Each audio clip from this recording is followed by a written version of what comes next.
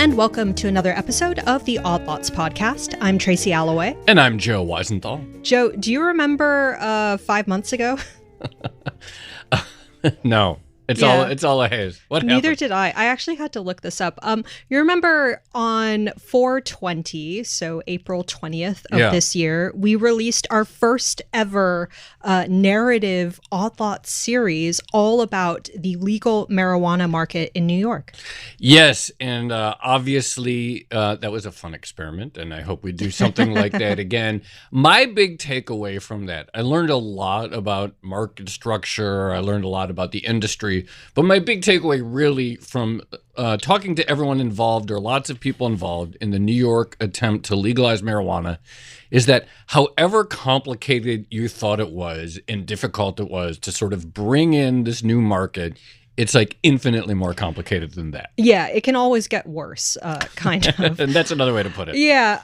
Well, it is true. You know, there was so much excitement about this last year and then even into early this year. And fast forward to now, I have the sort of latest figures in front of me. So New York signed the law that legalized cannabis possession back in March of 2021. So it's been more than 2 years. And we only have I think it's about 24 legal weed dispensaries, which I think is one of the lowest, if not the lowest number among all the states that have so far legalized marijuana. And meanwhile, we have more than 1,000 unlicensed dealers, which is pretty much the outcome that New York was trying to avoid. I mean, there's probably more than 24 within a 5-block radius from my house in the East Village now. And so I remember, about a year ago, I think the first one opened up and it was there was a 10-minute walk from me, and you had to show some card to buy there, and I don't know. And then they just kept getting more, they're closer and closer, and they're all in all of the bodegas now, and now basically even though there's supposedly all these issues with payments at the legal one, at the illegal ones, you can buy product with credit cards. It really is crazy, but it stems from two things, right? There was an attempt to rectify sort of past injustices of the war on drugs by giving priority to people who had been negatively impacted by the drug war when marijuana was still straight up illegal in New York State.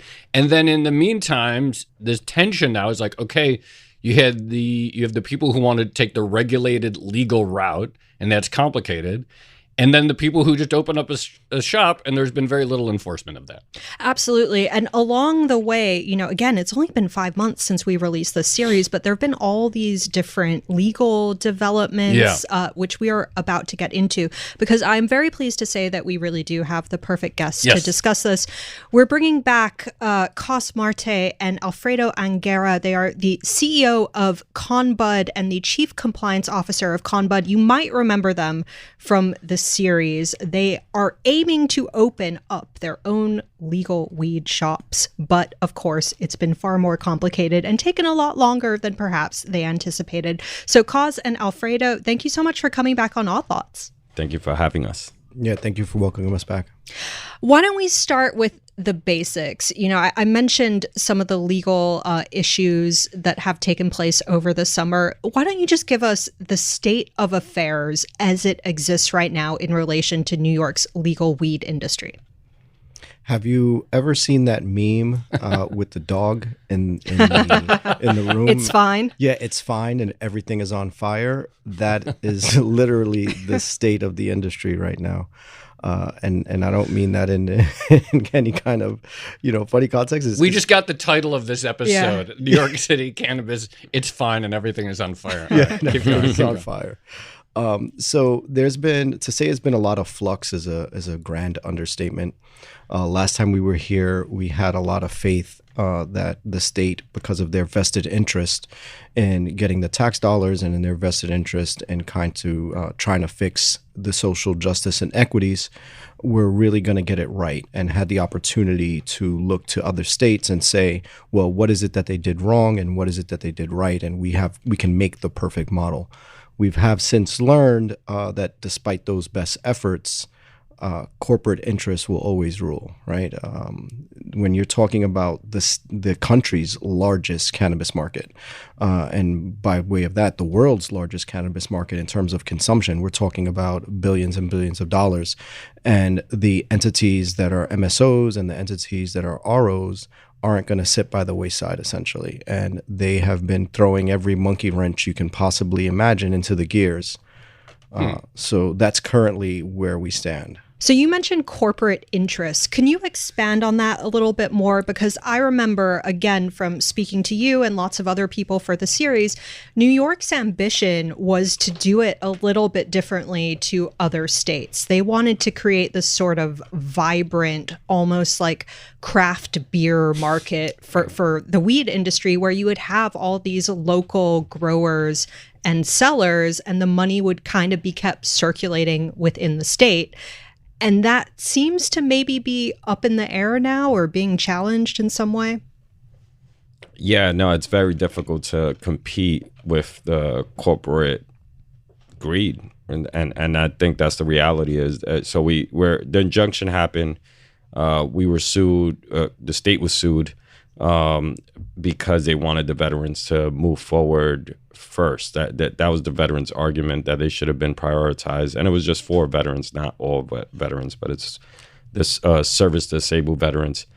Now, in the case, we were intervened by these corporations, specific coalition of 4 multi-state operators that intervened into the case to basically state that we shouldn't be able to move forward, and they're stopping the whole pathway of us opening up, because they want to capture as much market share as possible in the beginning. So that's what we're in. Yeah, if we look at this not as cannabis, right? Let's look at it as any industry, whether it would be alcohol or whether it be a food product, an agricultural product, and you tell Anheuser-Busch that they can't come into the market. You tell Hormel Foods that they can't come into the market.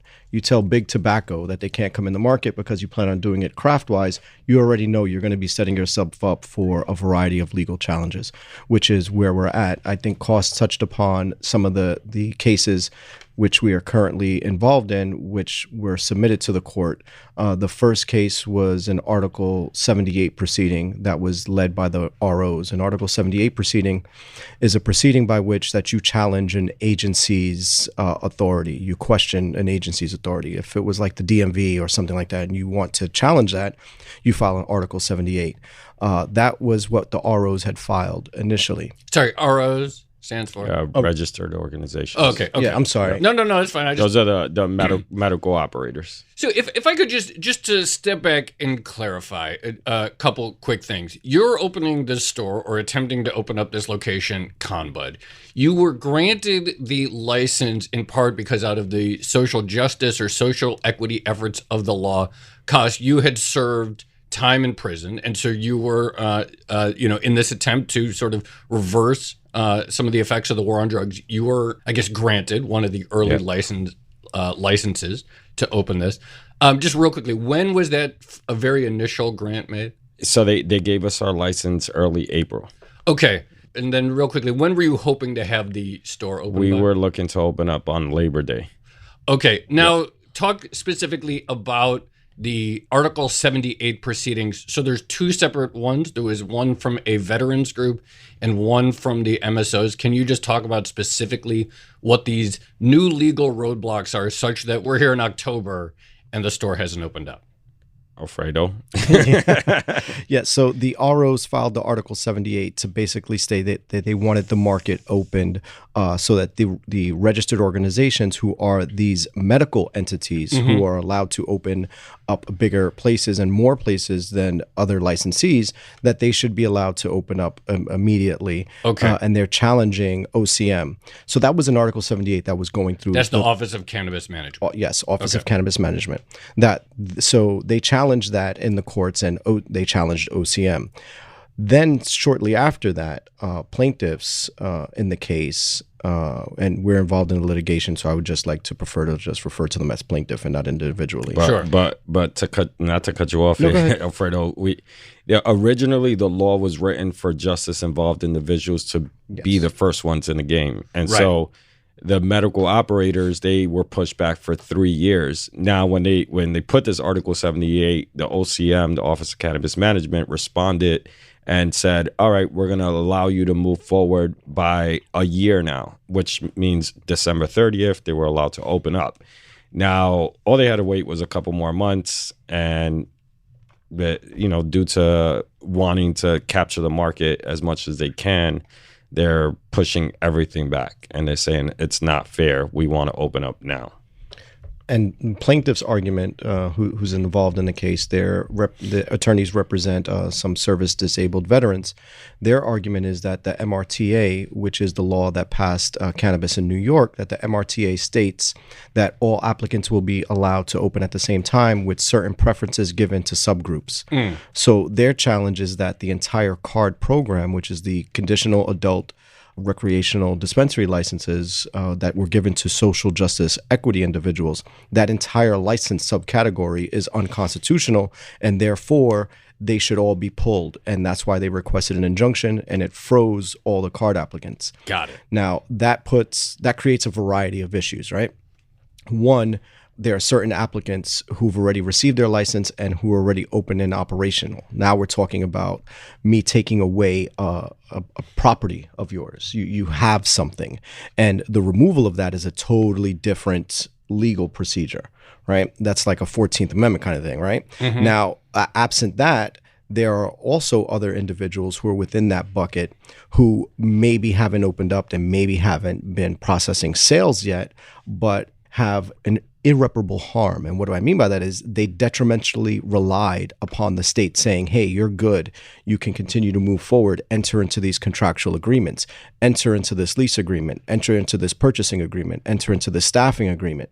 And then now it's, hey, wait, everybody has to freeze. Well, we have debts of mounting over $5 million or $250,000 or whatever it is. Now there's this entire other group of individuals who find themselves behind the eight ball.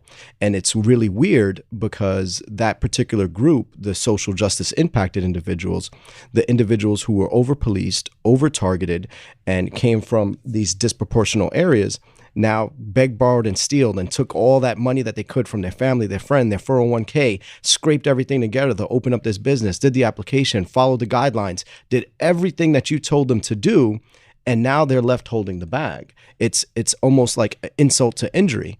And it's like almost all over again, this whole thing is happening and they're being further impacted. And it's like this kind of a second war on drugs that is just going through a legal proceeding as opposed to on the streets.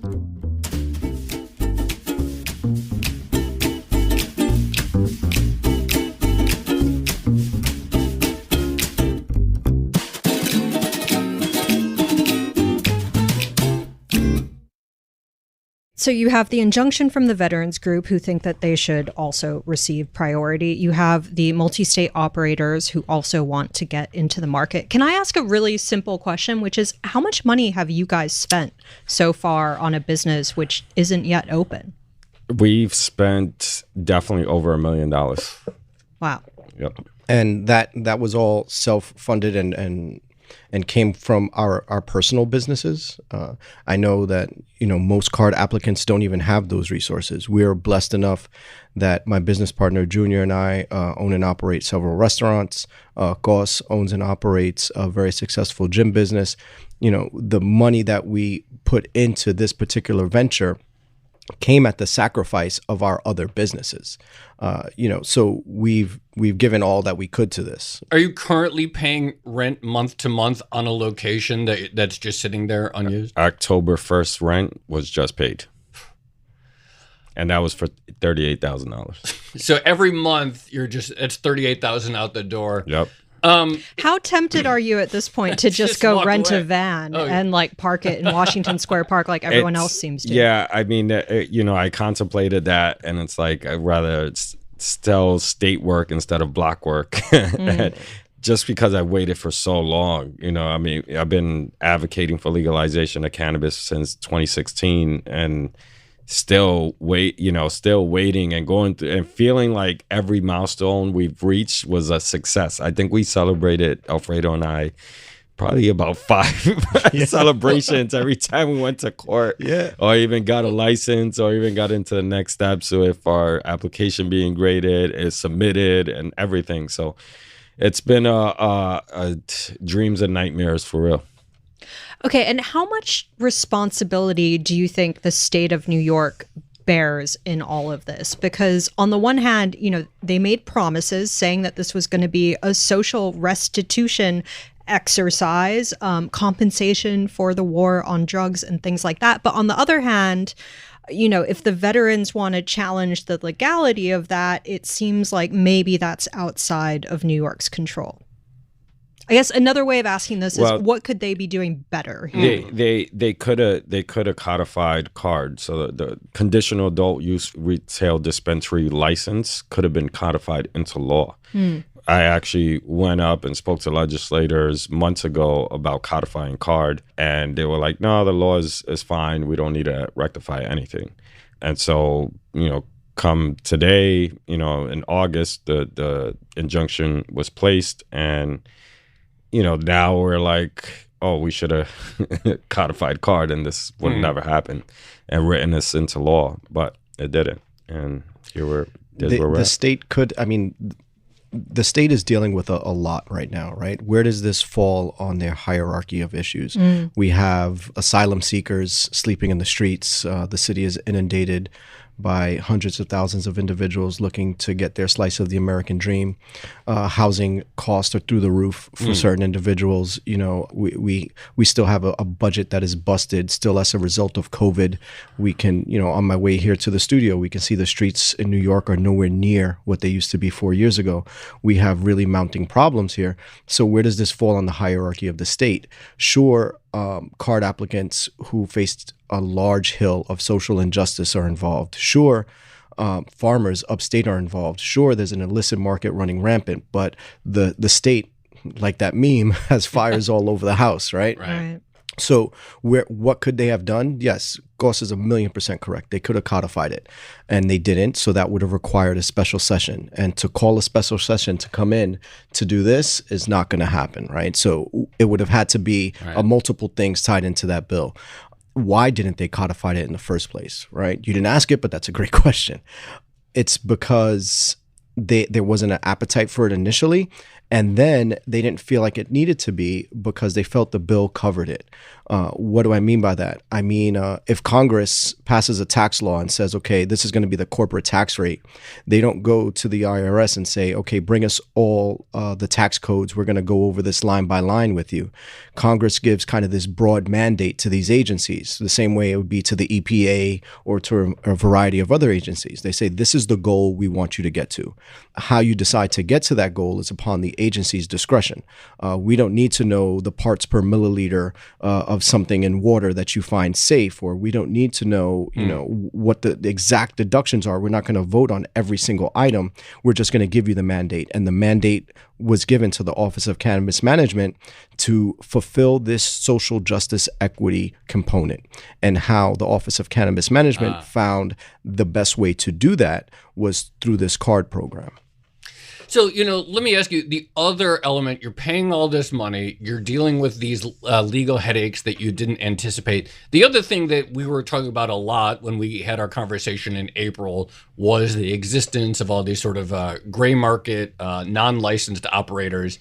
And, we were sort of premised on this idea that maybe there would be a crackdown. Not only does there not seem to have been a crackdown, it seems like there are way more than there were in April, and nicer ones. So it's not just... Wait. A lot of the trucks are gone. The trucks... You have to admit.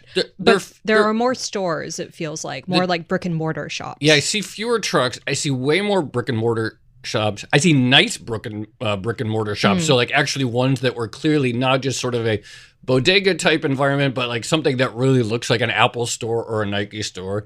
All these entities somehow allow you to pay with a credit card or some sort.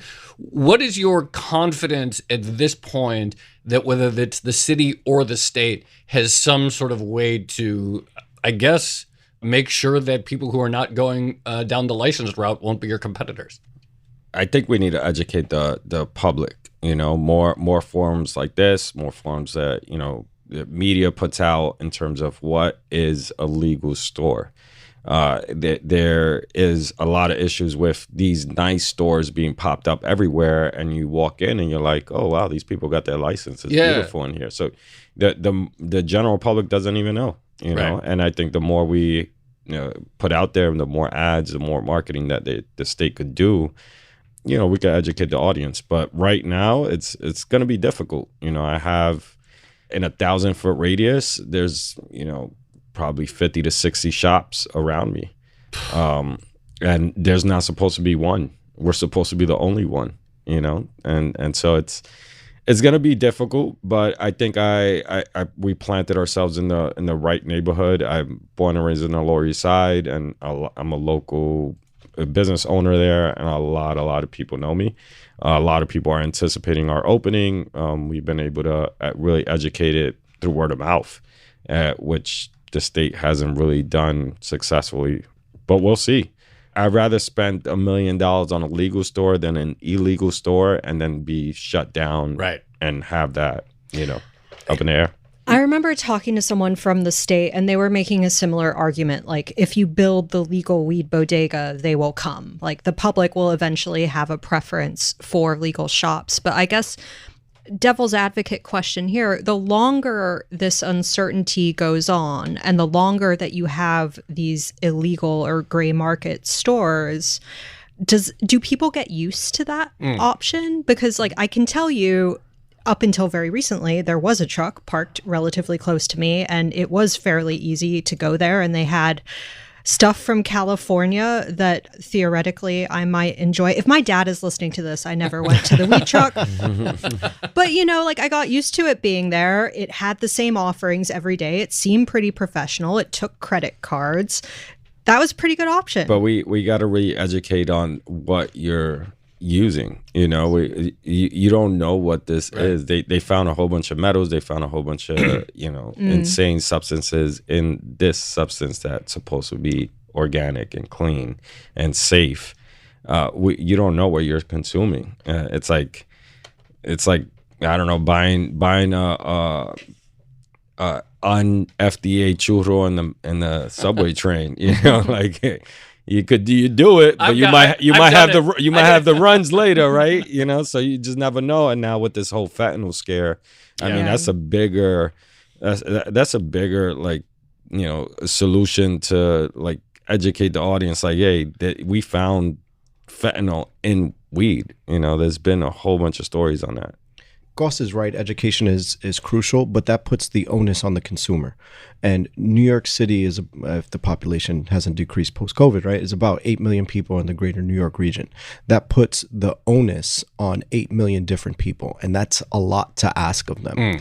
You know, and while Goss is right, you know, you eat the churro from the subway station, you may get the runs, but they're there for a reason because people purchase it. They're good too. Yeah, the people are buying it, and it's worth it. Yeah, it's worth the runs later. Well, people are becoming creatures of habit, to your point, right? And if I see it there every day, and it may be illicit, I'm still going to go in. It puts the onus on you where you go into a bar, and if a bar is open and you walk in and you order a drink, you automatically assume that they are licensed to have a liquor license. You don't say, hey, where's your liquor license number? Are you licensed by the state of New York? Because you make that assumption because we've come accustomed to that. So I think the next prong, besides educating the consumer, is enforcement. If I couldn't open up next to your studio and just open up next to McDonald's without a license and start selling hamburgers or start selling wine or start selling anything without somebody eventually coming and saying, hey, we got to shut you down. This doesn't meet health department requirements. This doesn't meet state liquor authority requirements. This doesn't meet construction requirements. This doesn't meet, you know, requirements that you're basically trying to market to children. You don't meet any of these things. We have to close you down. And in New York City, that has some of the most stringent building codes and has some of the most stringent laws in relation to opening up businesses, enforcement is key. And these places that are illicit, that are putting, you know, that are selling products that aren't tested, that may have a variety of heavy metals and fentanyl and a variety of other things, enforcement is key. Education and enforcement.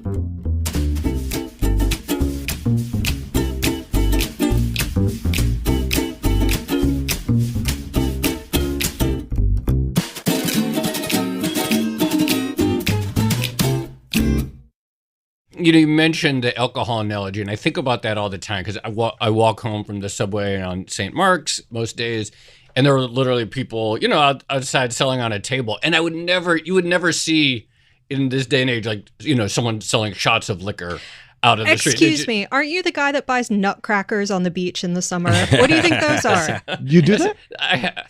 I have. Yeah, you're out there on Coney Island or it's Rockaway. good, yeah. But I'm just saying you wouldn't expect to see it. I'm not saying you would never buy it. I'm just saying. And we don't want to take those individuals that are hustling in the streets and making them their money because that's their livelihood. No, I get it. I'm just saying it's just extraordinary that here was this drug that people were going to prison for and not many years ago, and now there's much less enforcement, it would seem, than even alcohol. It was literally the only point I was trying to make. Just from a operational standpoint, if, let's say tomorrow, it's like all the legal issues go away. It's like is Conbud ready to go? Can you turn on the lights and open the door? The lights are on, the doors are closed. Okay. All we're missing is product. So we're not allowed to get product, but basically we're turnkey. We would need a couple of days just to make sure we dusted everything and got the staff in and did a couple of dry runs. But yeah, we're ready to go. How long can you sort of wait in stasis? That is a very good question.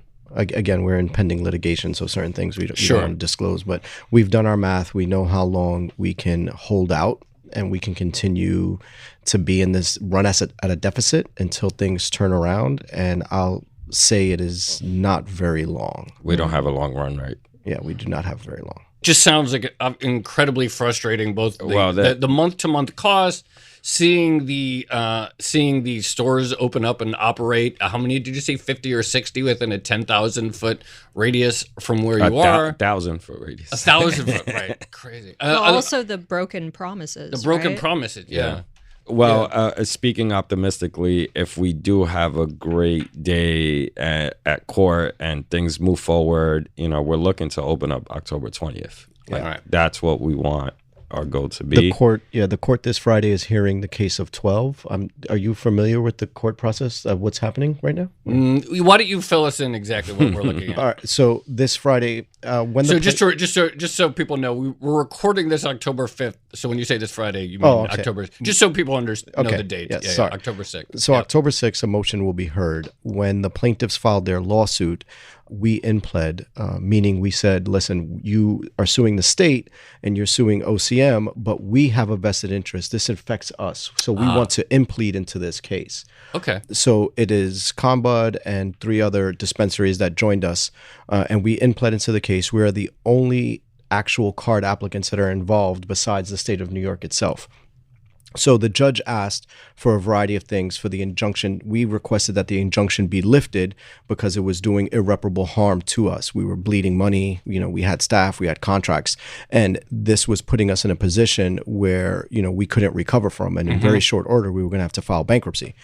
So that we put that request before the court, and basically the judge at one point basically said, okay, listen, here's what we're going to do. We're going to free X amount of people from this injunction as long as the Office of Cannabis Management says that they have met these following requirements. The Office of Cannabis Management supplied a list to the court. The plaintiffs contested that list. That initial list was 30 card applicants, of which we were one. Then plaintiffs contested several of them, and that list was whittled down to 12. OCM supplied that list of 12 to the court, and that list of 12 is going to be heard this Friday. Because we were not on that list of 12, but because we are inpled into the case and we have our own counsel on it, we don't have to wait for OCM. We will be circumventing OCM, and this Friday, our own motion as well will be heard to lift the injunction from those 12 as well as us. All right. Well, since we're recording this a day before a very important court date, it sounds like we're going to have to get an update from you maybe before we release the episode and just see which way things have gone. Or we could send you a photo of us celebrating again outside the court. Let's do that. Celebrating for the 6th time. And by the way, celebrating for the 6th time. And by the way, the market has already opened October. Yesterday, the market opened to the general public, so anyone could apply. We actually submitted our application yesterday as well. So for a general application. Yep. All right. All right. Well, Costa and Alfredo, thank you so much for coming back on and providing us an update, and we'll see what happens. Thank you for having us. I appreciate it.